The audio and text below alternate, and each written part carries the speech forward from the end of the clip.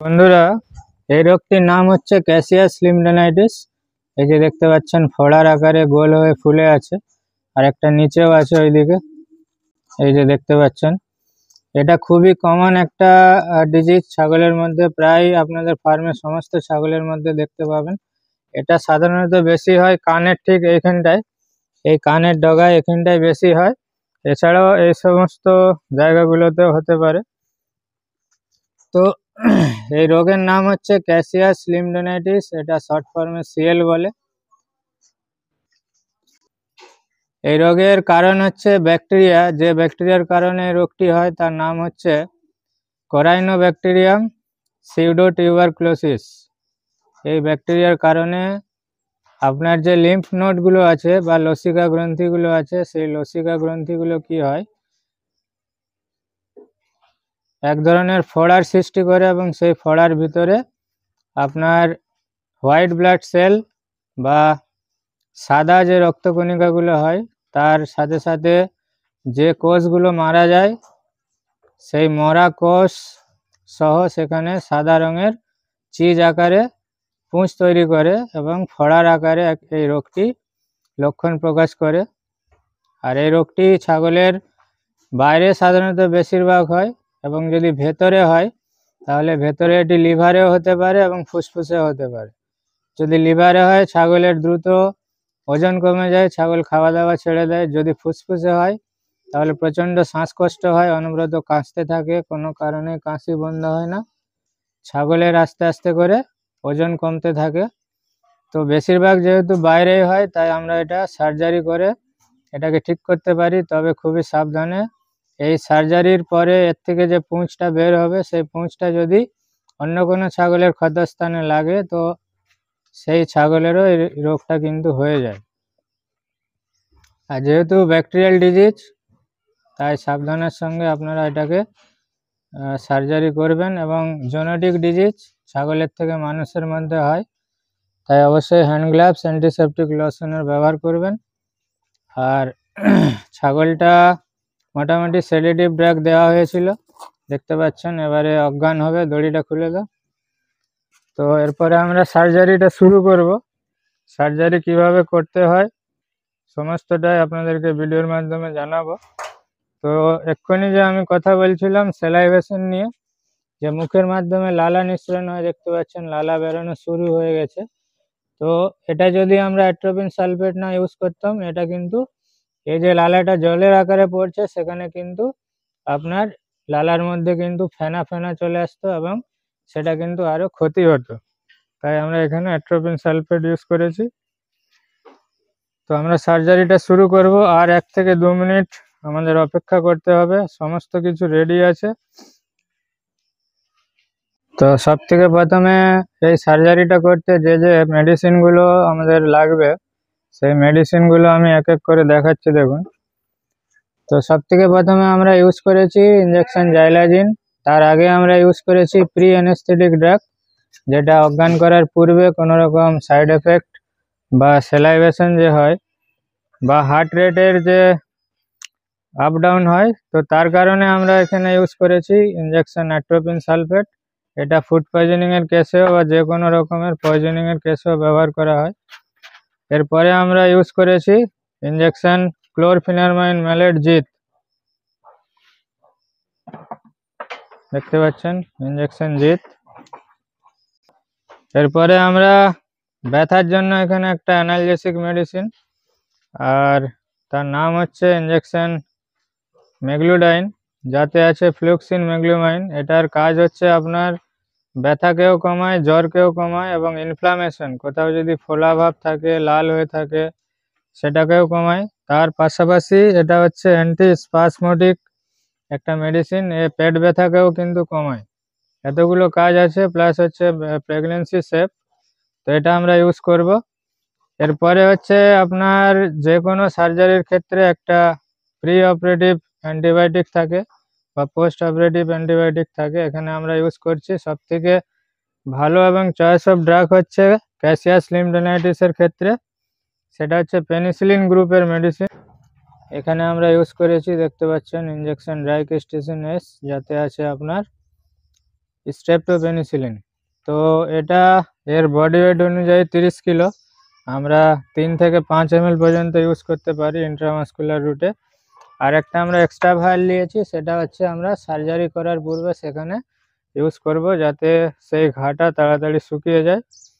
আর এরপরে হচ্ছে আমাদের সার্জিক্যাল যে ইনস্ট্রুমেন্টগুলো দেখতে পাচ্ছেন, এখানে আপনার আটারি ফোরসেপ আছে, 2 রকমের সার্জিক্যাল ব্লেড আছে, আর আপনার সুচারের পরে বা স্কিন কাটার জন্য সিজার বা কাঁচি আছে। তো এরপরে আমাদের এইদিকে হচ্ছে সার্জিক্যাল হ্যান্ড গ্লাভস 7 নম্বর। এরপরে হচ্ছে আপনার অ্যাবজর্বেল কটন, এটা হচ্ছে আপনার ক্লথ আছে বা কাপড় বলতে পারেন, এটা যে আমরা যে সমস্ত লিকুইড এগুলো ইউজ করব সেগুলোকে সোক করার জন্য। আর এরপরে হচ্ছে আপনার কটন দেখতে পাচ্ছেন, মোছামুছির কাজে লাগবে। আর হচ্ছে আপনার 5 ml ডিসপোজাল সিরিঞ্জ, 20 নম্বর নিডিল, এটা ভেটেনারিতে সবসময় লাগে। এরপরে হচ্ছে 18 নম্বর নিডিল, এটাও আমাদের কাজে লাগবে। এরপরে হচ্ছে আপনার এনএস নর্মাল স্যালাইন, এটা ওয়াশ করার জন্য আমাদের কাজে লাগবে। এরপরে হচ্ছে আপনার ডিসপোজাল হ্যান্ড গ্লাভস। তো সার্জারির সময় আগে ডিসপোজাল হ্যান্ড গ্লাভসটা প্রথমে পরতে হয়, তার উপরে সার্জিক্যাল হ্যান্ড গ্লাভস পরতে হয়, কারণ কোনো কারণে যদি সার্জিক্যাল হ্যান্ড গ্লাভস লিক হয়ে যায় তাহলে কিন্তু, এটা যেহেতু জেনেটিক ডিজিজ, এটা ছাগলের থেকে মানুষের মধ্যে হয়, এর যে সমস্ত রস বা পুঁজগুলো বের হয় সেগুলো যদি আমাদের সরাসরি কোনো ঘা বা কোনো কাটাছেঁড়ার মাধ্যমে, রক্তের মাধ্যমে মিশে, তাহলে কিন্তু মানুষেরও এই রোগ হতে পারে। তো যার কারণে সেফটি সবসময় আপনাকে সাবধানতার সঙ্গে কাজ করতে হবে। তো ছাগলের অনেকগুলোই এমন কিছু রোগ আছে যেগুলো ছাগলের থেকে মানুষের হয়, যেমন আজকে আমরা যে রোগটি নিয়ে কথা বলছি, এই রোগটির নাম হচ্ছে ক্যাসিয়াস লিম্ফোডেনাইটিস। তো বন্ধুরা, ছাগলটাকে এখন আমরা সেডেটিভ মেডিসিন ইঞ্জেকশন জাইলাজিন দিব। আর এর যেহেতু বডি ওয়েট হচ্ছে আপনার 26 কিলো থেকে 30 কিলোর মধ্যে, তো এর ডোজ হচ্ছে 2.6, 0.26, এর ডোজ হচ্ছে 0.26, মানে 0.25 ml এর থেকে একটু বেশি, 0.26 ml ইন্ট্রামাসকুলার রুটে আমরা একে ইঞ্জেকশন জাইলাজিন দিচ্ছি এখন। তারপরে আমরা এর সার্জারি শুরু করব। তো যেহেতু ছাগলটা প্রচুর চঞ্চল এবং অ্যাক্টিভ, তাই সার্জারির সময় অসুবিধা হবে, যার কারণে আমরা একে অজ্ঞান করার ইঞ্জেকশন জাইলাজিন দিয়ে দিচ্ছি, যাতে আমাদের সার্জারি করতে সুবিধা হয়। দেখতে পাচ্ছেন কতটা শক্তিশালী, এটি সিআরজি সার্টিফাইড বারবারি মেল, এখন আদাত, খুবই সুন্দর কোয়ালিটির একটি মেল। আর এই হচ্ছে আমাদের ফার্মের আরেকটি সেকশন, যেখানে আমাদের মুজফ্ফরনগরি শিপ, বারবারি, জাকরানা, বিটেল, আর ওইদিকে আমাদের আরও 2টি সেকশন আছে। তো সার্জারিটা আমরা শুরু করব কিছুক্ষণের মধ্যেই, মোটামুটি 5 থেকে 10 মিনিট সময় নেবে অজ্ঞান হতে। অজ্ঞান হয়ে গেলেই আমরা সার্জারিটা শুরু করব। তো সার্জারিটা আমরা শুরু করব, দেখতে পাচ্ছেন অজ্ঞান হয়ে গেছে, আর প্রচণ্ড লাফালাফি করছিল, যার কারণে আমাদেরকে অজ্ঞান করতে হলো।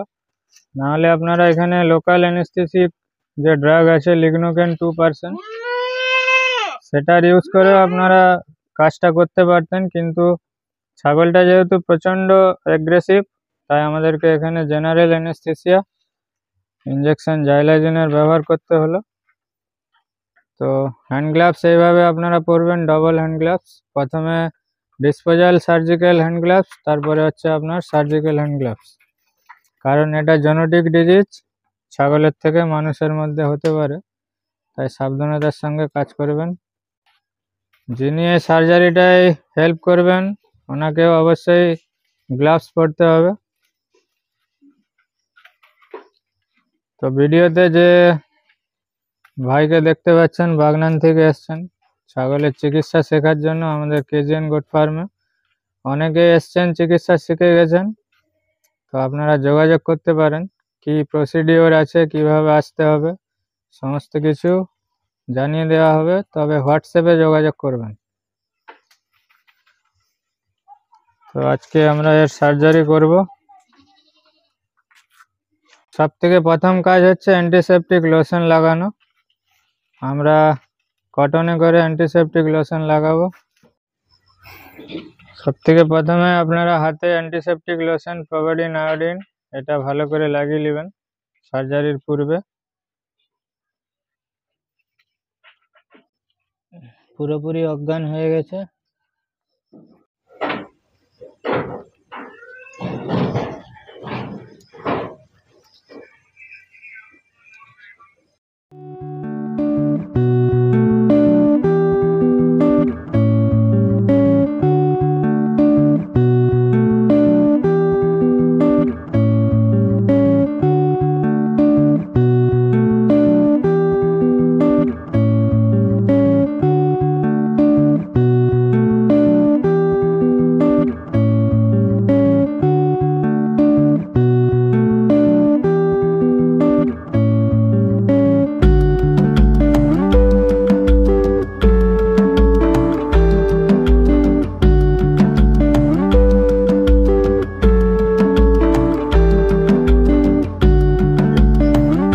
ছোট্ট করে ইনসিশন দিতে হবে এখানে, বেশি বড় ইনসিশন দিলে ঘা শুকোতে বেশি সময় লাগবে। তো দেখতে পাচ্ছেন ইনসিশন দিয়ে এর ভিতরে যা কিছু ছিল সব বের করে দিয়েছি।